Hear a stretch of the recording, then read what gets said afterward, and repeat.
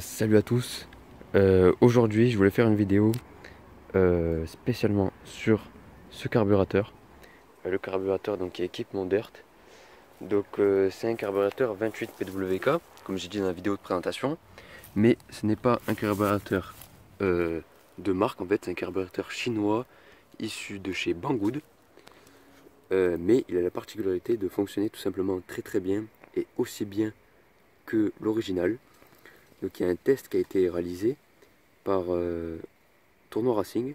Donc c'est un préparateur dans le monde de la 50. Je mettrai le lien de sa vidéo en description.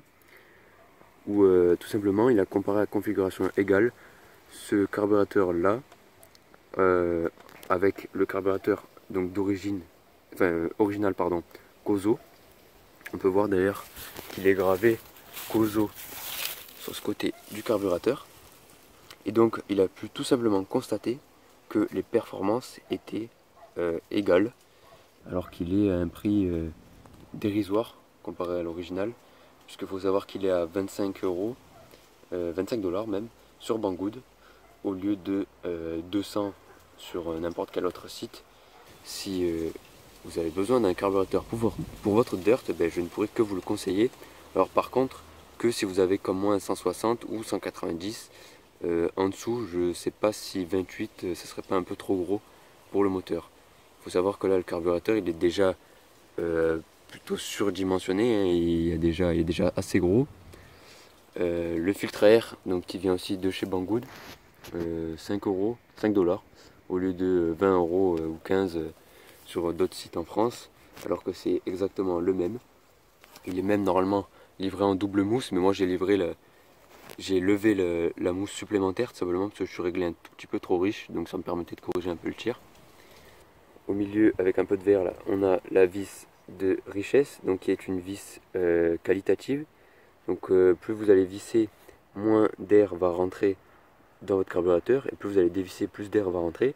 Donc c'est de manière quand même relativement minime, mais c'est vraiment pour affiner le réglage, puisque le réglage principal se situe dans la cuve avec ce qu'on appelle les gicleurs. Il y a un gicleur principal et un gicleur de ralenti. Il y a aussi un power jet sur ce carburateur, mais que j'ai bouché tout simplement parce que voilà, comme je l'ai dit, le carburateur est déjà un peu gros, et le power jet c'est tout simplement quelque chose qui vous permet d'apporter de l'essence à très haut régime. L'essence va être aspirée et injectée directement au niveau de l'entrée d'air, mais donc comme le carburateur est déjà assez gros, en fait ça faisait que faire brouter le moteur, donc j'ai tout simplement bouché cette arrivée supplémentaire d'essence parce que du coup ça convenait pas pour ce moteur. Donc c'est un boisseau plat. Donc ce qui veut dire, contrairement au boisseau rond, que la réponse à l'accélération est beaucoup plus franche, beaucoup plus rapide. Donc là aussi c'est plus performant par exemple qu'un 28 PE de chez Kane, parce que là il y aura un boisseau rond.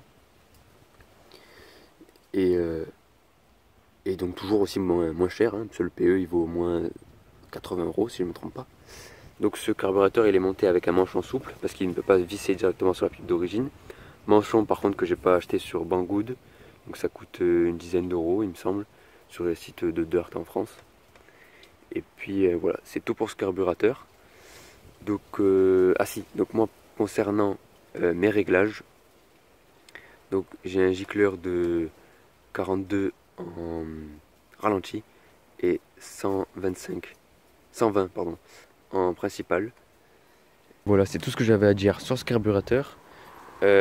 Si vous voulez peut-être plus d'informations, notamment pour comment régler votre carbu, je vous invite à aller voir la vidéo de Tournois Racing où justement il compare ce carbu à l'original, mais il vous le démonte aussi entièrement.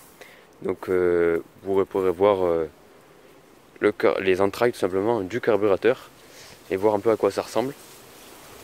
Sur ce, je vous dis à bientôt dans une prochaine vidéo et portez-vous bien. Ciao!